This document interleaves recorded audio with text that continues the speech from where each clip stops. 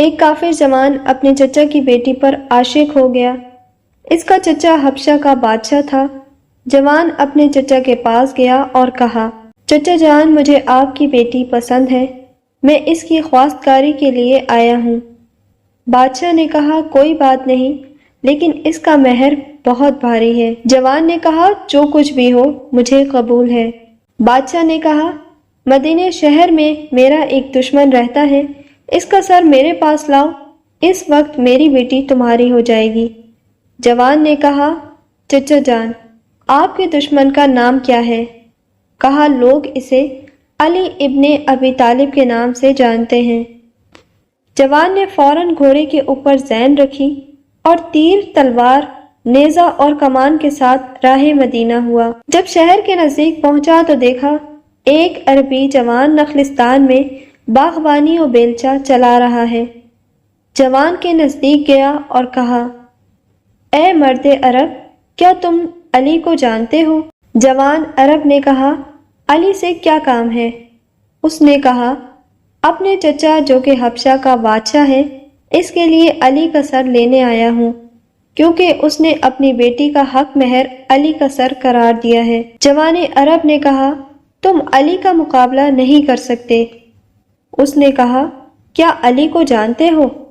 جوان عرب، جی، ہر روز اس کے ساتھ ہوتا ہوں اور ہر روز اس کو دیکھتا ہوں۔ اس نے کہا، علی کیسی ہیبت رکھتا ہے کہ میں اس کا سر تن سے جدا نہیں کر سکتا۔ جوان عرب، میرے قد جتنا اس کا قد ہے اور جسامت بھی میرے اندازے کے مطابق ہے۔ اس نے کہا، اگر تمہاری طرح ہے تو پھر کوئی مسئلہ نہیں۔ مرد عرب نے کہا، پہلے تم مجھے شکست دو، پھر میں تم کو علی کا پتہ بتاؤں گا۔ جوان اونچی آواز میں ہنسا اور کہا، کیا تم اس بیلچے سے مجھے شکست دو گے؟ پھر پوچھا کہ تمہارا نام کیا ہے؟ مرد عرب نے جواب دیا، عبداللہ۔ تمہارا نام کیا ہے؟ اس نے کہا، فتح، اور اسی لمحے تلوار کے ساتھ عبداللہ پر حملہ کر دیا۔ عبداللہ نے اس کو کندھے اور بازو سے پکڑا اور آسمان کی طرف بلند کیا اور زمین پر دے مارا، اور اس کا خنجر اپنے ہاتھ میں لیا اور بلند کیا۔ اچانک دیکھا کہ جوان کی آنکھوں سے آنسو جاری ہو رہے ہیں۔ مرد عرب نے کہا، کیوں رو رہے ہو؟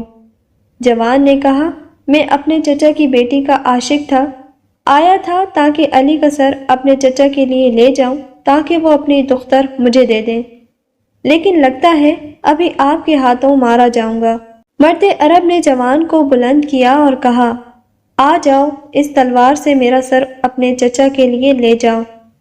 اس نے پوچھا، تم کون ہو؟ کہا، میں اسد اللہ الغالب علی ابن ابی طالب ہوں۔ اگر میرے سر کی وجہ سے خدا کے بندوں میں سے کسی کا دل شاد ہوتا ہے تو میں حاضر ہوں کہ میرا سر تمہارے چچا کی بیٹی کا حق مہر ہو جائے۔ جوان زور زور سے رونے لگا اور آپ رضی اللہ عنہ کے قدموں میں گر پڑا اور کہا، میں چاہتا ہوں کہ آج سے آپ کا غلام بن جاؤں۔